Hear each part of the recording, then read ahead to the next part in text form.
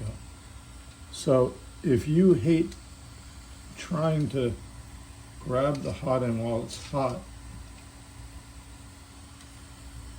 not pull out the leads while you're pushing through some kind of a key to unclog your nozzle, and hope that you don't lose an electrical connection or short the machine, we have a different solution. So by using this bracket here, we're able to insert the hot end into its position and clip these onto the machine. And there's even a handy place for your hot end cover right here.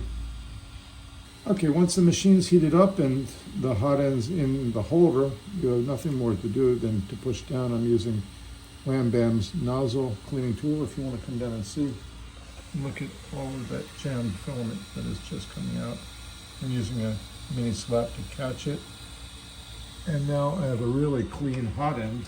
If you want to, as a secondary procedure, run some filament cleaner through there as well.